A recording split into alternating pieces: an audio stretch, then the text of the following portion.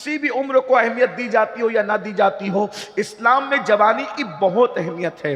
اللہ کے رسول صلی اللہ علیہ وآلہ وسلم نے ارشاد فرمایا اپنے صحابہ سے، آقا ارشاد فرماتے ہیں اے میرے صحابہ جوانوں کی اہمیت کرو، جوانوں کی عزت کرو، جوانوں کی اہمیت جانو، جوانوں کی عزت کرو، جوانوں کی قدر کرو۔ کون کہہ رہا ہے؟ پوری دنیا جس کی عزت کرتی ہے، اللہ رب العزت جس کو عزتیں عطا کرتا ہے۔ زہ عزت و اطلاع محمد، میرے امام کہتے ہیں زہ عزت و اطلاع محمد کہ ہے عرش حق زیر پائے محمد۔ اللہ اکبر، جس کے قدموں کے نیچے اللہ کا عرش ہے وہ عزت والا رسول کہہ رہا ہے۔ مصطفیٰ جان رحمت فرما رہے ہیں اے میرے صحابہ جوانوں کی عزت کرو، جوانوں کو اہمیت دو۔ وجہ آقا ارشاد فرماتے ہیں جب میں نے نبوت کا اعلان کیا تو مکے کے بڈھوں نے میری مخالفت کی، جس نے میرا ساتھ دیا تھا وہ مکے کے جوان تھے۔ اس لیے جوانوں کی عزت کی جائے، جوانوں کی قدر کی جائے۔ اللہ اکبر۔ حضرت سیدنا سعد ابن ابی وقاص رضی اللہ تعالیٰ عنہ ارشاد فرماتے ہیں احد کے میدان میں مصطفیٰ جان رحمت پر آنے والے تیروں کو جو میں اپنے سینے پہ لے رہا تھا، اس وقت میری عمر 16 سال سے زیادہ نہیں تھی۔ اللہ اکبر۔ سعد ابن ابی وقاص کہتے ہیں میرے چہرے پر ابھی داڑھی کے بال اگنا شروع بھی نہیں ہوئے تھے، تب میں نے مصطفیٰ جان رحمت کے پر آنے والے تیروں کو اپنے سینے پر لیا تھا۔ احد کی جنگ میں مصطفیٰ جان رحمت کے ساتھ میں نے شرکت کی تھی، اسی لیے آپ دیکھ لیں۔ اللہ اکبر۔ بدر کے جتنے فاتحین 313 سب کے سب جوان ہیں، احد کے جتنے فاتحین 700 سب کے سب جوان ہیں۔ اللہ اکبر۔ اسی طرح خندق جو کھود رہے ہیں وہ سب کے سب جوان ہیں، اور خیبر کا فاتح تو ایسا جوان ہے کہ جس کی جوانی کی گواہی مصطفیٰ جان رحمت نے دی ہے۔ لا فتح الا علی، لا سیف الا ذوالفقار۔ علی کی طرح کوئی جوان نہیں ہے اور ذوالفقار کی طرح کوئی تلوار نہیں ہے۔ اللہ اکبر۔ اندازہ فرمائے یہ جوانی ہے میرے عزیز، جوانی بڑی خوبصورت ہوتی ہے، جوانی بڑی حسین ہوتی ہے، جوانی میں نیند بھی اچھی آتی ہے، جوانی میں انسان کھانا بھی خوب کھاتا ہے، جوانی میں انسان انجوائے بھی کرتا ہے۔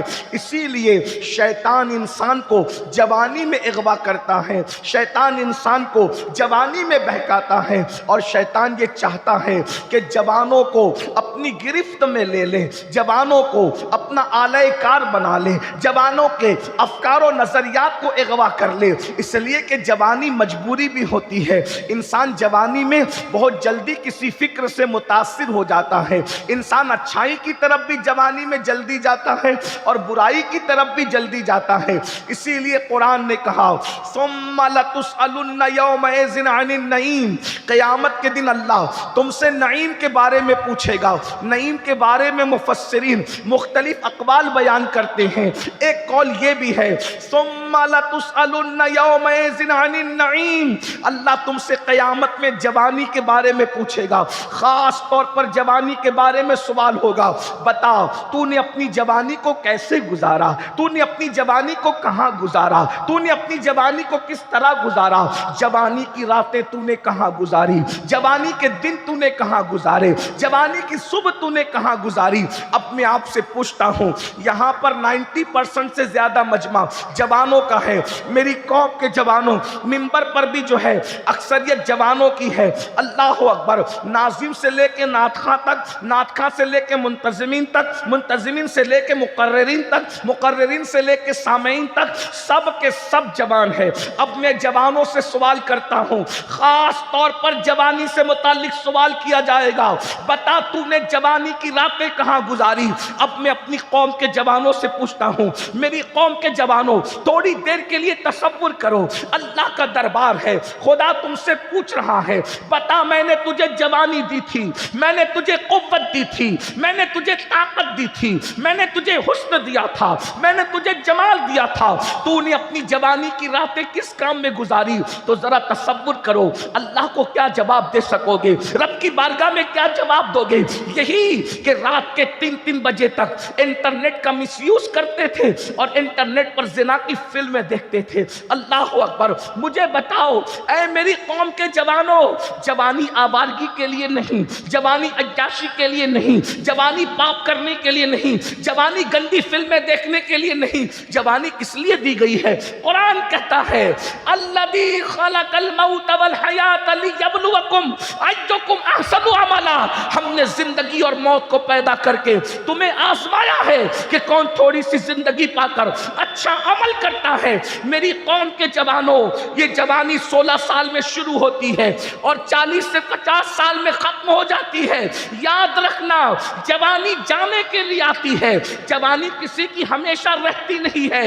علامہ ابن رجب حنبلی اپنے رسائل میں لکھتے ہیں کہ جو جوان جوانی کے اندر عیاشی کرتا ہے، گناہ کرتا ہے، زنا کرتا ہے، بدکاری کرتا ہے، گناہ کر کے اللہ کے غضب کو چیلنج کرتا ہے، اللہ اس کو اتنا دردناک بڑھاپا عطا کرتا ہے کہ بڑھاپے میں اللہ اس کی نیند چھین لیتا ہے، نیند کا چین چھین لیتا ہے، اس کا سکون چھین لیتا ہے، اس کی راحت چھین لیتا ہے۔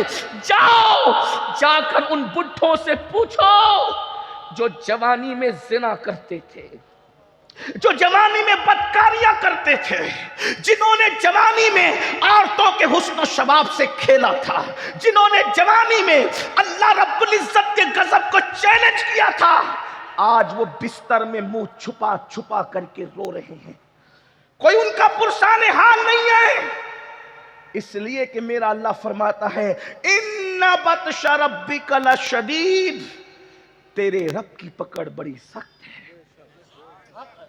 گناہ کرتے وقت انسان کو احساس نہیں ہوتا کہ میں کیا کر رہا ہوں، گناہ کرتے وقت انسان کو احساس نہیں ہوتا کہ میں کیا کر رہا ہوں، لیکن یہ جوانی ڈھل جائے گی۔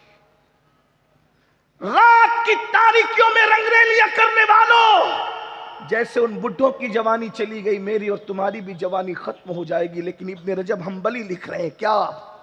غوث پاک کو دیکھنے والوں کو دیکھا ہے ابن رجب حنبلی نے، وہ بزرگ ہے ابن رجب حنبلی اپنے رسائل میں، کہ اللہ جب کوئی جوانی میں گناہ کرتا ہے تو اس کو بڑا دردناک بڑھاپا دیتا ہے، بلکہ بڑھاپا اتنا کھوسٹ اور بدترین اور دردناک اللہ مسلط کرتا ہے، اس کو نیند نہیں آتی، اس لیے کہ نرم نرم گدوں سے انسان، نرم نرم گدوں پہ انسان لیٹ کر سکون نہیں پاتا، کیونکہ دولت کے بل پر نرم گدے خریدے جا سکتے ہیں، دولت کے بل پر سکون کی نیند نہیں خریدی جا سکتی، ہر چیز دولت کے بل پہ نہیں خریدی جا سکتی۔ دولت اور جوانی پر گھمنڈ اور غرور کرنے والوں، میری قوم کے جوانوں، یہ کسی ٹوٹے ہوئے دل کی فریاد ہے، یہ کسی فقیر کی آہو بکا ہے۔ جوانی بہت قیمتی ہے، جوانی بہت اہم ہے، اس کو پاپ کی نظر مت کر دینا، شیطان اغوا کرتا ہے۔ رات کو تارے گنتے ہیں بڈھے لوگ، جا کر کے نیک بڈھوں کی بات نہیں کرتا، وہ میرے سر کا تاج ہے، نیک بوڑھوں کی بات نہیں کرتا، وہ میرے سر کا تاج ہے، ان کی زیارت عبادت ہے، بلکہ جو نیک بوڑھے ہیں جنہوں نے جوانی میں گناہ نہیں کیا، جو نیک بوڑھے ہیں، میرا اللہ فرماتا ہے جبریل فرشتوں میں اعلان کر دو کہ یہ نیک جوان اب بوڑھا ہو گیا ہے، اس کی داڑھی سفید ہو گئی ہے، اگر بڑھاپے میں اس سے کچھ گناہ ہو جائے تو کہہ دو فرشتوں سے اس کا گناہ نہ لکھا کریں، کیونکہ جس نے جوانی میں گناہ نہیں کیا اب بڑھاپے میں گناہ ہو رہا ہے تو اس کا گناہ نہ لکھا جائے۔ اللہ جبریل سے کہتا ہے جبریل جاؤ فرشتوں میں اعلان کر دو کہ یہ جوانی میں نفل بھی پڑھتا تھا، جوانی میں سنتیں بھی پڑھتا تھا، لیکن بڑھاپے کی وجہ سے اب کمر درد ہے، اب گھٹنے میں درد ہے، اب پیر میں تکلیف ہے، کمزور ہو چکا ہے، نفل نہیں پڑھ پا رہا ہے، سنت نہیں پڑھ پا رہا ہے، لیکن پھر بھی چونکہ جوانی میں پڑھتا تھا اب بڑھاپے میں نہیں پڑھ پا رہا ہے، تو نہ پڑھنے کے باوجود بھی اس کے نام اعمال میں سنتوں کا ثواب بھی لکھا جائے، نوافل کا ثواب بھی لکھا جائے۔ اور اللہ فرماتا ہے مجھے سفید داڑھی والے بڈھوں کی دعا دعا رد کرنے میں حیا آتی ہے. سفید داڑھی والے بڈھے جب دعا کرتے ہیں میں ان کی دعا قبول کرتا ہوں میرے بھائیوں. لیکن یاد رکھنا نیک بوڑھے میرے سر کا تاج ہے, لیکن وہ بوڑھے جنہوں نے جوانی میں پاپ کیے, عیاشیاں کی, ہاں پوری زندگی صبح کو شیونگ کرتے تھے, سنت مصطفیٰ جسے داڑھی کہتے ہیں, منڈوا کر کے خوبصورت بننے کے چکر میں, اسمارٹ بننے کے چکر میں گٹر میں پھینکواتے تھے. جا کر کے ان سے پوچھو اگر انہوں نے توبہ نہیں کی, اگر وہ سدھرے نہیں, اللہ ان پر اتنا دردناک بڑھاپا مسلط کرتا ہے, راتیں تارے گن گن کر گزارتے ہیں, نیند نہیں آتی. اور آپ جانتے ہیں بڑھاپے میں دوست کیا کام آئیں گے, بڑھاپے میں تو بیوی بھی ساتھ چھوڑ دیتی ہے. ہائے ہائے, جس کی زلفوں کا اسیر بن کر, جس کی زلفوں کا اسیر بن کر فجر کی نماز میں سوتا پڑا رہتا تھا, اب بڑھاپا آیا تو بیوی نے بھی ساتھ چھوڑ دیا. اندازہ فرمائے, بچے بھی نہیں پوچھتے, دوست بھی نہیں پوچھتے, احباب بھی نہیں پوچھتے. یاد رکھنا گناہ کا انجام بہت بدترین ہے, خدا کو بھول جانے کا انجام بڑا بدترین ہے. اور سن لو, جوانی میں پاپ کرنے والا بڑھاپے میں اتنا مجبور ہوتا ہے کہ روٹی کے ٹکڑوں کو تک محتاج کر دیا جاتا ہے, اور جب وہ بھیک مانگتا ہے تو لوگ اس کو بھیک بھی نہیں دیتے. ابن رجب حنبلی فرماتے ہیں کہ سید الطائفہ ہمارے مرشد حضور سیدی سرکار جنید بغدادی رضی اللہ تبارک و تعالی عنہ بغداد کے بازار سے گزر رہے ہیں. ایک بڈھا بھیک مانگ رہا ہے, ایک بڈھا بھیک مانگ رہا ہے, کوئی اس کو بھیک دینے کے لیے تیار نہیں. کسی مرید نے کہا مرشد بغداد والے اتنے بے مربت کیسے ہو گئے کہ اس بڈھے کو بھیک دینے کے لیے تیار نہیں. تو سید الطائفہ جنید بغدادی نے کہا تھا نہیں بغداد والوں کا قصور نہیں ہے, اس بڈھے کی زندگی جا کر معلوم کرو, اس نے جوانی میں ضرور پاپ کیے ہوں گے, اس نے جوانی میں ضرور عیاشیاں کی ہوگی, اس نے جوانی میں ضرور گناہ کیے ہوں گے, اسی لیے آج اس کو بھیک نہیں مل رہی ہے. جب لوگوں نے جا کر کے تحقیق کی تو پتا چلا واقعی یہ جوانی میں گناہ کرتا تھا. میرے بھائیوں, وقت گزرنے کے بعد پچھتانے سے کام نہیں چلتا. اللہ اکبر, آج اللہ نے جوانی دی ہے, انٹرنیٹ کی نظر مت کر دینا. آج میں آپ سے پوچھنا چاہتا ہوں, مجھے بتاؤ فیس بک پر بیٹھتے ہو 2-3 گھنٹے گزار دیتے ہو, مجھے بتاؤ اللہ اکبر انٹرنیٹ پر بیٹھتے ہو 6-8 گھنٹے نظر کر دیتے ہو. آج ہر گھر میں وائی فائی لگا ہوا ہے, مجھے کوئی اعتراض نہیں ہے, لیکن ایک بات آپ سے پوچھنا چاہتا ہوں, واٹس ایپ پر 2-3 گھنٹے, فیس بک پر کئی گھنٹے, پکچروں میں, فلموں میں, اور گندی فلموں کی ویب سائٹوں. آپ کو میں بتاؤں اللہ اکبر, جلسوں میں کہنے شرم آتی ہے, لیکن کیا کہیں, دل کا درد کہنے پہ مجبور کرتا ہے. جب سروے کیا گیا, جب تحقیق کی گئی کہ سب سے زیادہ گندی فلمیں کس ملک میں دیکھی جاتی ہے, تو آج سے 70 سال پہلے کلمہ لا الہ الا اللہ کی بنیاد پر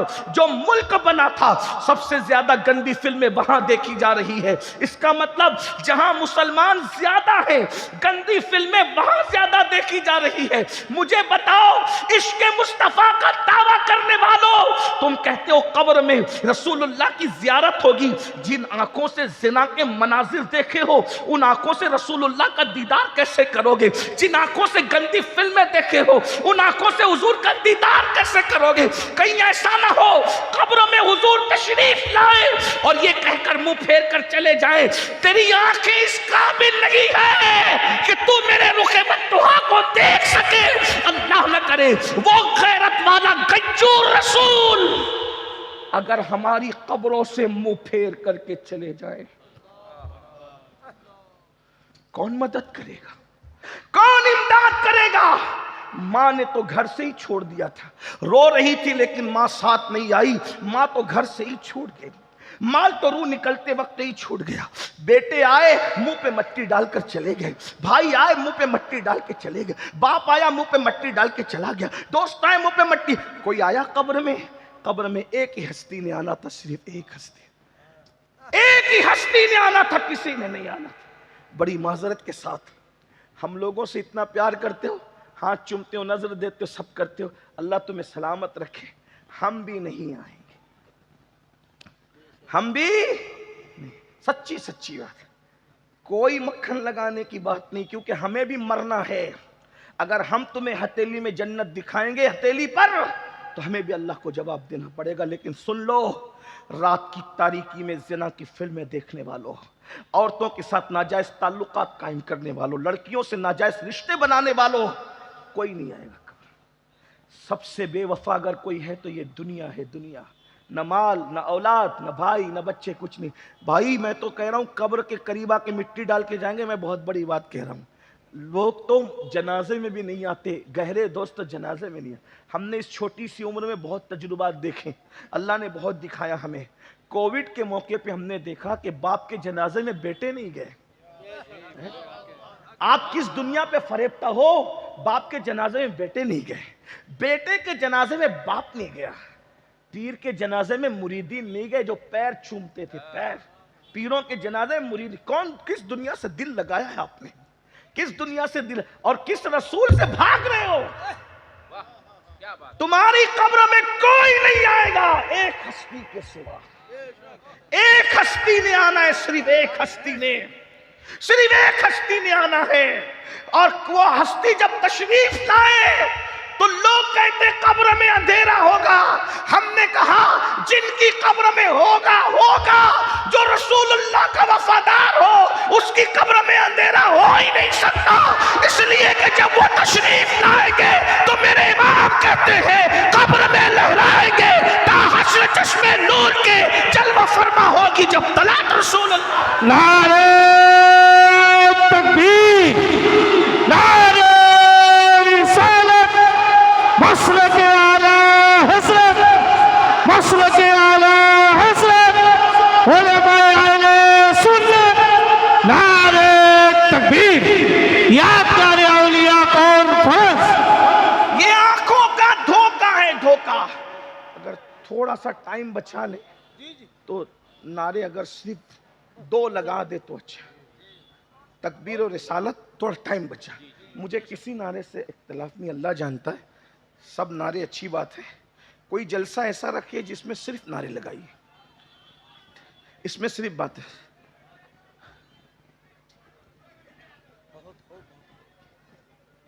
یہ نگاہوں کا دھوکہ ہے، نظر کا دھوکہ. یہ سوچتے ہو نا کہ قبر 2 گز زمین ہے. یہ 2 گز زمین نہیں ہے.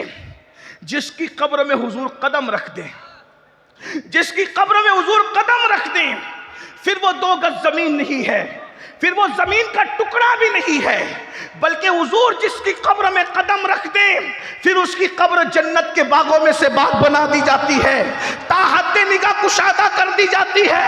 اس میں جنت کے درخت بھی لگا دیے جاتے ہیں، اس میں جنت کی نہریں بھی بہا دی جاتی ہے، اس میں جنت کے باغات بھی لگا دیے جاتے ہیں، اس میں جنت کا بستر بھی لگا دیا جاتا ہے. نظر کا دھوکہ ہے. 2 گز زمین ہے، وہ 2 گز زمین نہیں. حضور جہاں قدم رکھ دیتے ہیں وہ جنت کے باغوں میں سے ایک باغ بن جاتا ہے. اور پھر لوگ کہتے ہیں کہ قیامت میں اٹھے گا 500 سال کے بعد، 1000 سال کے بعد، 200 سال کے بعد، 500 سال کے بعد، 5000 سال کے بعد. ہم نے کہا 1000 سال تیرے لیے ہے جو نبی کو دیکھ کر آنکھ بند کرے گا. ادھر آنکھ بند ہوئی، فرشتے آگے کہیں گے چلو چلو. جس کو دیکھ کر سوئے تھے وہ محشر کے اندر دولہا بن کر کے آ گیا ہے، اس کو دیکھنے کے لیے چلو. پھر نصیر الدین نصیر کہتے ہیں قبر کی نیند سے اٹھنا کوئی آسان نہ تھا، قبر کی نیند سے اٹھنا کوئی آسان نہ تھا. ہم تو محشر میں انہیں دیکھنے آئے ہوئے ہیں، انہیں دیکھ کر سو گئے، ان کو دیکھنے کے لیے بیدار ہو. یہ موت سے محشر ہے، یہ موت سے محشر ہے. اسی کو مومن کی موت. لیکن یہ کس کے لیے ہے؟ صرف وفادار. یہ کس کے لیے ہے؟ صرف وفادار کے لیے. اسی لیے دنیا میں غداروں کا عرس نہیں ہوتا، دنیا میں صرف وفاداروں کا عرس.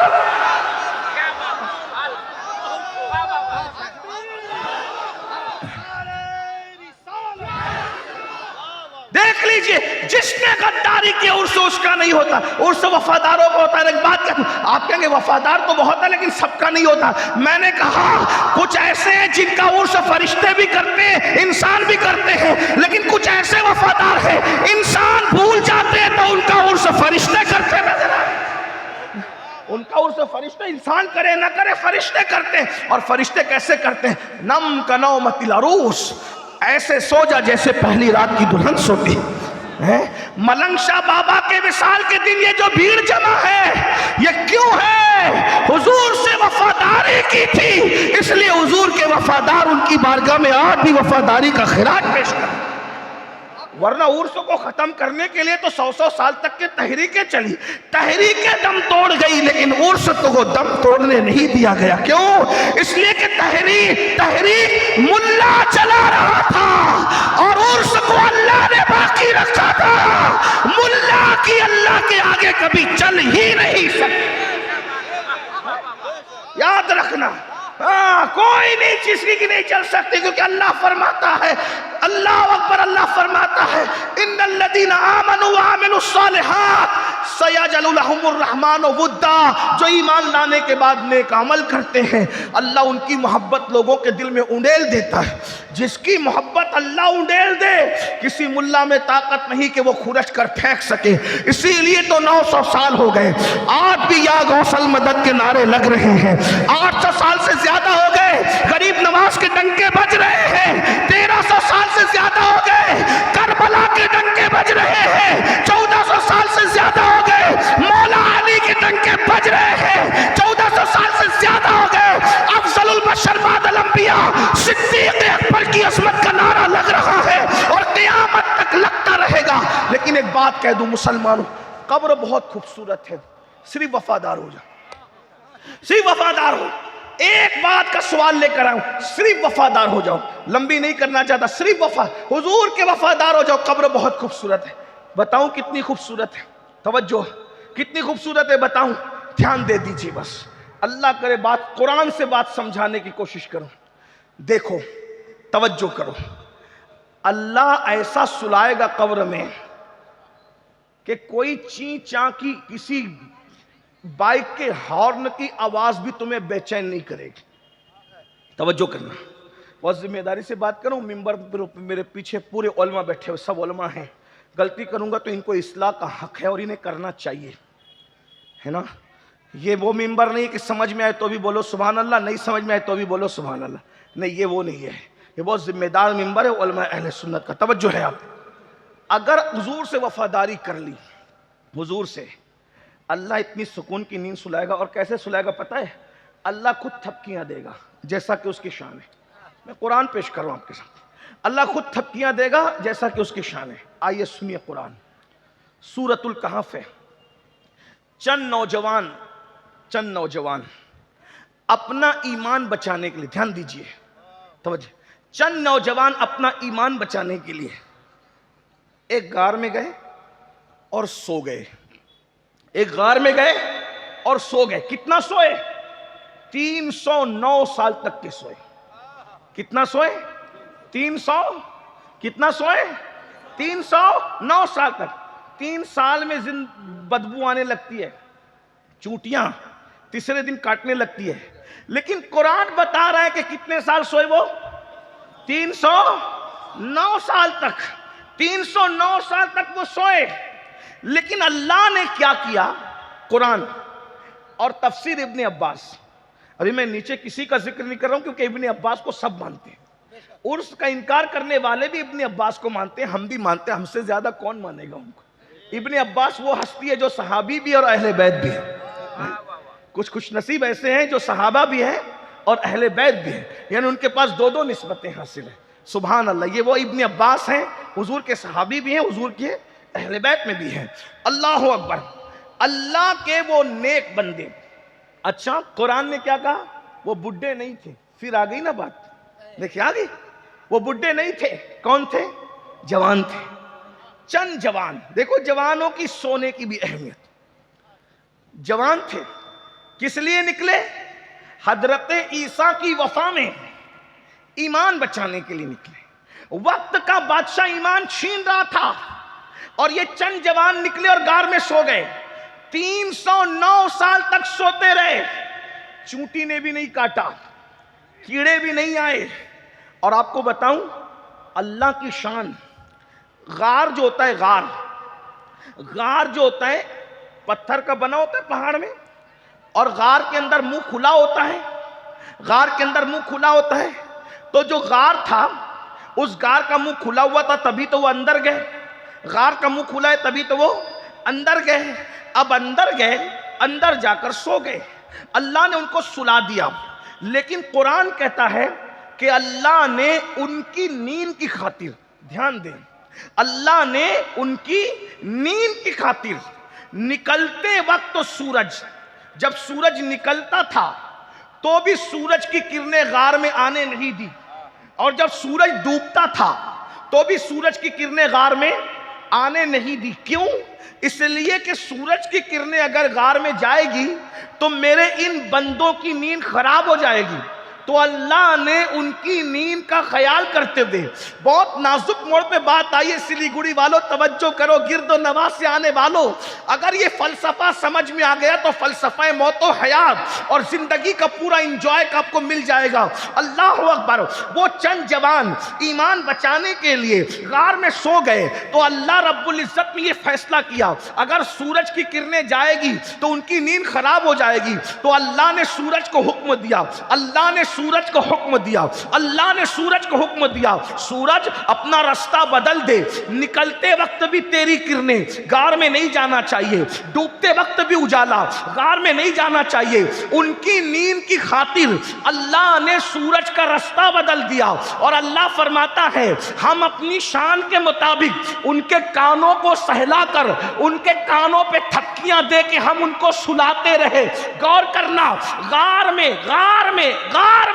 اللہ اکبر، عیسیٰ علیہ السلام کی امت کے چند جوان ایمان بچاتے ہیں، عیسیٰ علیہ السلام سے وفا کرتے ہیں، تو اللہ ان کی نیند کا اتنا خیال کرتا ہے کہ خود ہی تھپکیاں دیتا ہے، اپنی شان کے مطابق سورج کا راستہ بدل دیتا ہے تاکہ ان کی نیند میں خلل نہ آئے۔ اب مجھے بتاؤ، جو عیسیٰ علیہ السلام کی وفا میں غار میں سو جائے تو اس کو اس شان سے سلایا جاتا ہے، جو جان عیسیٰ محمد الرسول اللہ کی وفا میں اگر بازار میں سو جائے تو اس کو کتنے سکون سے سلایا۔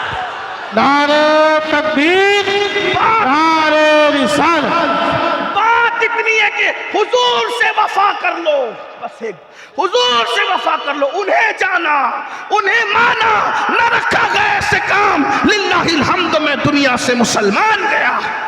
حضور سے وفا کر۔ اب حضور سے وفا کیا؟ حضور سے وفا کیا؟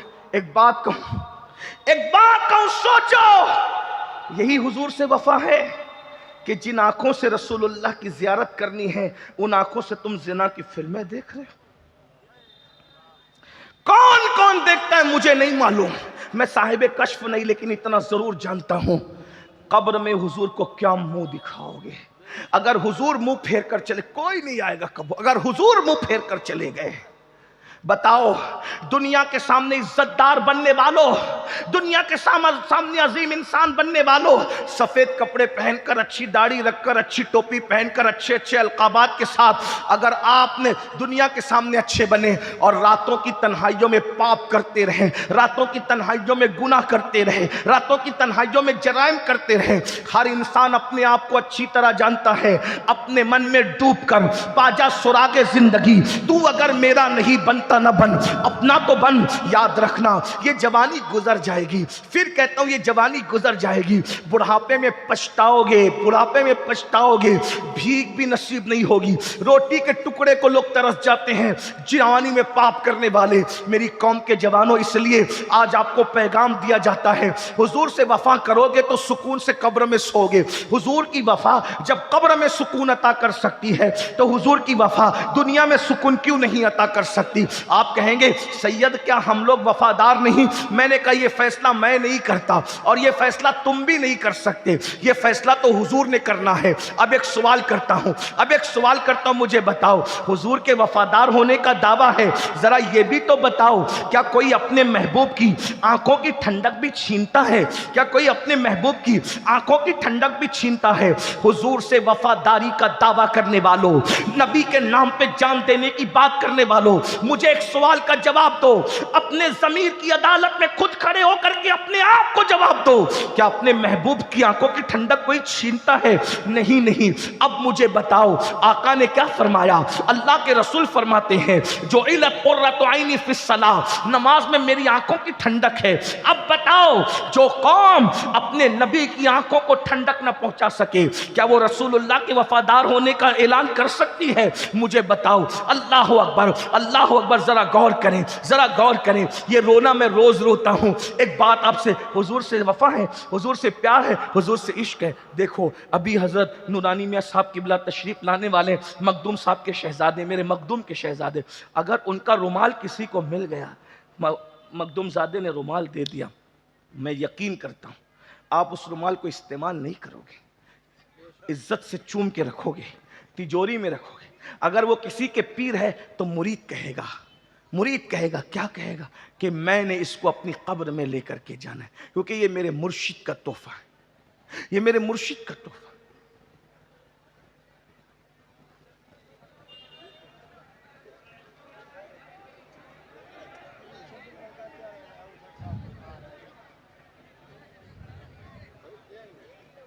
ہاں تو یہ لوگ شور کر رہے ہیں نا سب، کہ اب ذکر رسول سے بڑا کوئی نہیں ہے۔ اب جو مہمان ہیں ان کو عزت کے ساتھ وہیں کرسی بٹھا کے روکیے، جو بھی بڑی ہستیاں ہیں وہ میرے سر آنکھوں پہ، ان کی جوتیاں سر آنکھوں پہ، میں قرآن حدیث پڑھ رہا ہوں۔ جب تک نورانی میں حضرت تشریف نہیں لاتے ان کو ادھر مت لائیے، حضرت کے ساتھ لائیے گا، پھر حضرت آ جائے پھر یہاں انٹری بند، کوئی نہیں آئے گا۔ پھر سمجھ میں آئے بات؟ درود شریف پڑھیں آپ۔ رب صلی وسلم دائما ابدا علی حبیبک خیر الخلق کلہ۔ اصل میں میں ناراض ہو کے نہیں کہہ رہا ہوں، میں ناراض نہیں ہوتا آپ سے، اور ناراض ہونا بھی مجھے نہیں چاہیے، میں ناراض بھی نہیں ہوں، لیکن چونکہ میں تقریر یاد کر کے نہیں آتا ہوں، مجھے روحانی، عرفانی، حقانی کوئی تقریر میں نے کبھی کتاب ہاتھ میں نہیں لی، یہ میرے پاس اتنا دماغ نہیں کہ میں اتنا یاد کروں، میں یاد کر کے نہیں آتا ہوں۔ آپ جس طرح ماحول بناتے ہیں اس طرح یہ جملے نکلتے ہیں، تو جب کوئی بھی ڈسٹرب کرتا ہے تو پھر ڈسٹرب ہونے کے بعد مضامین ذہن سے نکل جاتے ہیں، یہ بات ہے۔ اور پھر تقریر کے لیے یاد کرنا پڑتا ہے، یہ تو دل کا درد ہے۔ میں کوئی تقریر کرنے بھی نہیں آیا، میں کوئی مقرر بھی نہیں ہوں، اور نہ میں تقریر کرنا کوئی علامہ فہامہ بھی نہیں ہوں کہ میں کوئی آپ کے سامنے فکری بات کر رہے ہیں۔ میں صرف ایک جلا ہوا دل جو ہے نا جب چیختا چلاتا ہے، بس وہ یہی آؤ بکا ہے، بس یہ دکھڑا آپ کے سامنے رکھ رہے ہیں، اللہ کرے آپ کے دل میں اتر جائے۔ ایک بار درود شریف پڑھنے، اب کوئی آواز نہیں کرے گا، سب لوگ خاموشی کے ساتھ سنیں، بہت اچھا سننے ہیں۔ سلیگوڑی والوں تمہارا سننا بھی ہمیں یاد رہے گا، اتنی دیر سے لوگ کھڑے ہیں، کھڑے ہو کے گھنٹوں سے سننے، محفل میں گھنٹوں سے کھڑے ہیں آپ لوگ، میں سمجھتا ہوں کئی گھنٹے ہو گئے، مجھے آئے ہوئے 1 گھنٹے سے زیادہ ہو گیا ممبر پہ، آپ لوگ کھڑے رہ کے سن رہے ہیں، میری دعا ہے۔ اور یہ لوگ جو بیٹھے ہیں یہ بھی بہت تنگ جگہ میں بیٹھے ہیں، ان کو جو ہے نا پلتی بدلنے کے لیے بھی ان کو جگہ نہیں ہے۔ میری فقیر کی دعا ہے کہ قیامت کے دن جو 50,000 سال کا دن ہے، اللہ اس دن تمہیں کھڑے رہنے سے محفوظ کر لے، حضور کی محبت میں کھڑے، حضور کی محبت میں بیٹھے ہو صلی اللہ علیہ وسلم۔ تھوڑی دیر سن لو، ایک بار سب درود شریف پڑھیں، اگر سننا چاہتے ہیں ہزاروں درود اس وقت آقا کی بارگاہ میں پیش ہو جائیں گے، سب بلند آواز سے درود شریف پڑھیں۔ اللہم صلی علی سیدنا و مولانا محمد معدن الجود والکرم وآلہ وصحبہ صلاۃ و سلام علیک یا جد الحسن والحسین۔ سوال ہو رہا تھا کیا ہم حضور کے وفادار ہیں، کیا ہم حضور کے عاشق ہیں؟ بالکل آپ کا جواب درست ہے، میں کوئی انکار نہیں کرتا، مجھے انکار کرنے کا حق بھی نہیں، بلکہ میں تو یہ کہتا ہوں آپ مجھ سے بہتر عاشق رسول ہو۔ اگر عاشقان رسول کی فہرست بنے گی، آپ کا نام اوپر رہے گا اور سب سے نیچے آخری میں میرا نام، اور وہ بھی یہ تمنا کرتا ہوں کہ اگر آخر میں بھی میرا نام آ جائے تو بھی میں کامیاب رہوں گا۔ میں اتنا گرا پڑا آدمی ہوں، میری کوئی اوقات اور حیثیت نہیں ہے، لیکن ایک سوال کرنا ہے اپنے آپ سے، اپنے ضمیر کی عدالت میں کھڑے ہو کر، اپنے دل سے، اپنے دل کو جج بنا کر، اپنے دل کو مفتی بنا کر، اپنے دل کو قاضی شرع بنا کر، اپنے دل کو قاضی القضات بنا کر کے، یہ چیف جسٹس بنا کر، اپنے دل کو فیصل بنا کر پوچھئے کہ ہم عاشق رسول ہیں، کیا ہم حضور کے وفادار ہیں؟ اب آپ سے ایک سوال کرتا ہوں، میرے بھائی بتا، ذرا غور کر، اب تیرے پیر نے تجھے ٹوپی دی، رومال دیا، میں نے دے دیا، امیر القادر نے دے دیا، علامہ صاحب نے دیا، مولانا نے دیا، نقیب صاحب نے، ذیشان برکاتی صاحب نے دیا، شبیر بھائی نے دے دیا، کسی نے دیا، تاج الشریعہ نے دیا، مفتی اعظم نے دیا، شیخ الاسلام نے دیا، غازی ملت نے دیا، جس کو ہی بزرگ مانتے حضور سیدی سرکار امین ملت نے دیا، جس کو ہی بزرگ مانتے ہو، بالکل انہوں نے کچھ دیا، آپ نے پیر کا تحفہ ہے سر پہ رکھا، آنکھ پہ رکھا، قبر میں لے جاؤں گا، قبر میں لے جاؤں گا، قبر میں لے جاؤں گا، قبر میں لے جاؤں گا۔ میں نے کہا تجھے سلام ہے میرے بھائی، بہت سلام ہے، بہت سلام ہے، بہت پیر کے تحفے کی کیا قدر کرتا ہے تو، اور پیر کا تحفہ، پیر نے اپنا تحفہ اپنے بیٹے کے ہاتھ سے دیا، پیر نے اپنا تحفہ اپنے خلیفہ کے ہاتھ سے دیا، تو بھی آپ کہتے ہیں یار تحفہ بھی بے مثال، لانے والا بھی بے مثال، اور آپ نے اس کو رکھا۔ کبھی آپ اس کو بیت الخلاء میں پہن کر نہیں گئے، کبھی آپ نے اس کو پیٹھ کے پیچھے پھینکا نہیں، کبھی آپ نے اس کو پیر سے رگڑا نہیں۔ تمہیں سلام ہے بھائیو، لیکن آپ سے پوچھتا ہوں، ایک تحفہ آپ کے پیر نے دیا ہے جس کو آپ سر پہ رکھ رہے ہیں، عطر لگا رہے ہیں، قبر میں لے جانے کا پلان ہے، بچے ہاتھ لگاتے ہیں تو چیخ پڑتے ہو اے دور ہٹ، بچوں کی کام نہیں، وہاں ہاتھ نہیں لگانا، بیوی ہاتھ لگاتے تو کہا دور ہٹ، وہاں ہاتھ نہیں لگانا۔ اب آپ سے پوچھتا ہوں، پیر کے بھی تحفے کی اتنی قدر ہے، کیا اللہ کے دیے ہوئے تحفے کی بھی اتنی ہی قدر ہے؟ اللہ نے بھی تو ایک تحفہ دیا آپ کو، حضور کے وفادار ہو نا، اللہ نے بھی ایک تحفہ دیا، توجہ ہے، بس یہ دل کی آواز ہے۔ اللہ نے بھی ایک تحفہ دیا تمہیں، پیر کا تحفہ قبر میں کام آئے گا کہ نہیں آئے گا؟ پوری ذمہ داری سے کہہ رہا ہوں، کسی کو ناراض ہونا ہے تو 1000 بار ہو جائے، لیکن میں پوری ذمہ داری، پیر کا تحفہ قبر میں کام آئے گا کہ نہیں آئے گا، اس کی کوئی گارنٹی نہیں ہے۔ کام بھی آ سکتا ہے، نجات بھی ہو سکتی ہے، اور اگر اللہ چاہے تو کام نہیں بھی آ سکتا، اللہ کی چاہت پر ہے۔ کیونکہ میرے پاس ایک دلیل ہے، توجہ کرنا، کہ عبداللہ ابن ابی رئیس المنافقین مرا تو وہ رسول اللہ کا جبہ اس کو پہنایا گیا، مگر حضور نے فرمایا میرا جبہ اس کو پہنایا تو گیا ہے لیکن میرا جبہ اس کو کام نہیں آئے گا قبر میں۔ وجہ، توجہ دھیان دیجئے، حضور کا جبہ اس کو کام نہیں آئے گا قبر میں، وجہ کیونکہ جبہ تو پہنا لیکن وہ حضور کا وفادار نہیں تھا۔ اصل چیز وفا پر ہے، جب رسول اللہ کا جبہ پہننے والا رسول اللہ کا وفادار نہ ہو تو اس کو نبی کا جبہ کام نہیں آتا، تو اگر پیر کا تبرک لے جانے والا نبی کا وفادار نہ ہو تو پیر کا تبرک اس کو کیا قبر میں کام آئے؟ بات رسول اللہ کی وفا کی ہے، بس۔ ارے حضور سے وفا نہیں ہے تو نماز بھی کام نہیں آنا، روزے بھی کام نہیں آنا، کوئی عمل بھی کام نہیں آنا، اصل چیز حضور کی وفا ہے۔ لیکن آپ بات سنیے، پیر نے تحفہ دیا تو سر آنکھوں پہ رکھتے ہو، اللہ نے بھی تحفہ دیا، اس کی کیا عزت کی آپ نے، اس کی کیا قدر کی آپ نے؟ اور تحفہ اللہ نے دیا، اور کس کے ہاتھوں سے دیا؟ تحفہ اللہ نے دیا اور کس کے ہاتھوں سے دیا؟ تحفہ اللہ کا ہے، اس تحفے کو نماز کہتے ہیں۔ اللہ نے معراج میں لامکاں پہ بلا کے محبوب سے کہا محبوب اتنی دور آئے ہو، صرف سمجھانے کے لیے بطور مفہوم عرض کر رہا ہوں، اتنی دور آئے ہو، اتنا لمبا سفر کیا، سفر سے لوٹنے والے کے لیے سنت ہے، سفر سے لوٹنے والے کے لیے سنت ہے کہ جب گھر لوٹے تو کوئی نہ کوئی تحفہ لے کر کے لوٹے۔ آقا نے یہاں تک فرمایا جب سفر سے واپس جایا کرو تو اپنے بچوں کے لیے کچھ نہ کچھ تحفہ لے کے جایا کرو، اور یہ بھی فرمایا جب تحفہ لے کے جایا کرو تو پہلے بیٹوں کو مت دیا کرو، تحفہ پہلے بیٹیوں کو دیا کرو، پہلے تحفہ بیٹیوں کو دو، بیٹوں کو مت دو۔ 3 بیٹیاں اور 1 بیٹا ہے، اکلوتے بیٹے کو پہلے مت دینا، پہلے بیٹیوں کو دینا۔ آقا فرماتے بیٹی کا دل بڑا نازک ہوتا ہے، جس نے بیٹے کو تحفہ دیا بیٹی کا دل دکھ جائے گا، جس نے بیٹی کا دل دکھایا اس نے مجھ محمد کا دل دکھا دیا۔ غور فرمائیں، جس مذہب میں بیٹی کی اتنی عزت ہے کہ بیٹے سے پہلے تحفہ بیٹیوں کو دو، اور پھر بیٹیاں بیٹیاں ہوتی ہے۔ مائیں اور بہنیں اگر سن رہی ہے تو ان سے کہنا چاہتا ہوں، اے میری بہنوں، دنیا نے تو تمہیں چتا پر زندہ جلایا تھا، شوہر کی چتا پر، دنیا نے تو تمہیں زندہ دفن کیا تھا پیدا ہونے کے بعد، دنیا نے تو تمہیں شیطنت کہا تھا، دنیا نے تو تمہیں نحوست کہا تھا، دنیا تو تمہیں جو وہ زنا کا آلہ قرار دیا تھا۔ اگر تمہاری عزت کو کسی نے بحال کیا ہے تو وہ صرف اور صرف آمنہ کا لال ہے۔ میرے آقا نے فرمایا بیٹی کو برا مت جانو، کیونکہ میں محمد بیٹیوں کا باپ بن کر کے آیا ہوں، بیٹی کی پرورش کرنے والا باپ، اور میں محمد جنت میں اتنے قریب ہوں گے جیسے یہ 2 انگلیاں قریب ہیں۔ جب لوگ اپنی بیٹیوں کو اپنے ہاتھوں سے زندہ دفن کر رہے تھے، توجہ، جب لوگ اپنے ہاتھوں سے اپنی بیٹیوں کو زندہ دفن کر رہے تھے، اس وقت ایک ہستی تھی جو اپنی بیٹی کی آمد پر اٹھ کر کے کھڑی ہو رہی تھی اور کہہ رہے تھے فدا کی امی و ابی یا فاطمہ، فاطمہ تجھ پر میرے ماں باپ قربان ہو جائے۔ غور تو فرمائے، توجہ تو فرمائے، تو عرض یہ کر رہا تھا، اللہ نے فرمایا محبوب اتنی دور آئے ہو، تحفہ لے کر جاؤ۔ میرے بندوں کے لیے تحفہ میری طرف سے لے جاؤ، اپنے ہاتھ سے دینا۔ وہ تحفہ کیا تھا؟ نماز، نماز، نماز کا تحفہ تھا۔ اب بتاؤ پیر کے تحفے کی اتنی عزت ہے، اللہ کے تحفے کی کیا عزت ہے؟ پیٹ کے پیچھے پھینک دیا نا اللہ کے تحفے کو، پیٹ کے پیچھے پھینک دیا، ڈال دیا پیٹ کے پیچھے۔ دوستوں کے لیے ٹائم ہے، بیوی کے لیے ٹائم ہے، بچوں کے لیے ٹائم ہے۔ اللہ کا وہ تحفہ جو رسول اللہ کے ہاتھوں دیا گیا، کم سے کم ان ہاتھوں کا، حضور کے وفادار ہونا، حضور کے ہاتھوں کا